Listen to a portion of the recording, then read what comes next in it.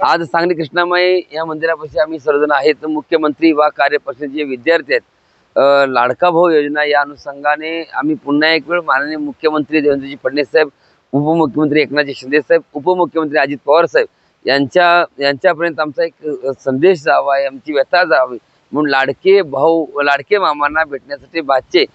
सांगली कृष्णामाईच्या या घाटावरती अमरण उपोषण करण्याचा निर्णय आम्ही घेतलेला आहे। येणाऱ्या 1 तारखेपासून ते अमरण उपोषण जोरपर्यंत आमच्या ह्या मागण्या आहेत त्या मागण्या पूर्ण होत नाहीत तोवरपर्यंत आम्ही इथून उठणार नाही। ह्या कृष्णामाईच्या घाटावरती बसण्याचा एक निर्णय या ठिकाणी घेतलेला आहे। आणि कृष्णामाई जे उपोषण करत असताना त्याची जी सुरुवात आहे ते सांगलीच्या म्हणजे भारतरत्न डॉक्टर बाबासाहेब आंबेडकर यांची जी स्मारक आहे त्या पुतळ्यावरती आम्ही जाऊन अभिवादन करून छत्रपती शिवाजी महाराज जे महाराष्ट्राचं आराध्य दैवत आहे तिथं नतमस्तक होऊन त्यानंतर मारुतीरायाचे मंदिराचं दर्शन घेऊन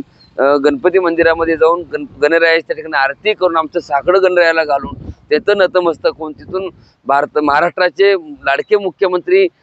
कैलासवासी वसंतदादा पाटील यांच्या समाधीस्थळी दर्शन करून स्वामी समर्थांचा आशीर्वाद घेऊ नकोस मी तुझ्या पाठीशी आहे या स्वामींच्या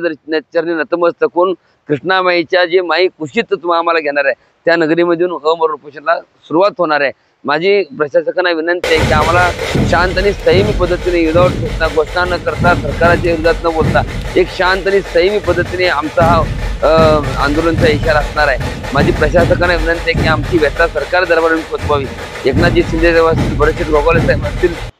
देवेंद्रजी फडणवीस साहेब असतील किंवा अजित पवार साहेब असतील आमची व्यथा ऐकून घ्यावी आणि आम्हाला ह्या लाडक्या भावांना मुख्यमंत्री व कार्यपरिषदेचे विद्यार्थी आहेत त्या मुलांना कुठेतरी हक्काची भाकर उपलब्ध करून देण्यासाठी 11 महिन्यानंतर पुढं काय आमचं आता 11 महिने कार्यकाळ संपत आलेला आहे 11 महिन्यानंतर पुढं काय हा सवाल विचारण्यासाठी जेव्हा आम्ही मुंबईला गेलो तो आमचा विचार घेतला नाही म्हणून आमचा विचार घ्यावा म्हणून कृष्णामाई आईपाशी येऊन आम्ही मामाला साखर घालण्याचा प्रयत्न या ठिकाणी करतोय। सांगलीमध्ये अमरण उपोषण करण्याचं कारणच हे आहे की कृष्णामाई घाटावरतीच का हा एक प्रश्न सर्वांना पडलेला आहे। जेव्हा सांगलीमध्ये मुंबईमध्ये गेलो मामाला भेटायला तेव्हा मामाने आम्हाला भेटू दिलं नाही किंवा भेटले नाहीत म्हणून आम्ही पुन्हा आमच्या आईकडे आलो आणि आईला विनंती केली की आमची व्यथा मामापर्यंत तुझ्या माध्यमातून जावी म्हणून ह्या कृष्णामाईच्या घाटावरती आम्ही अमरण उपोषण करण्याचा इशारा देतोय।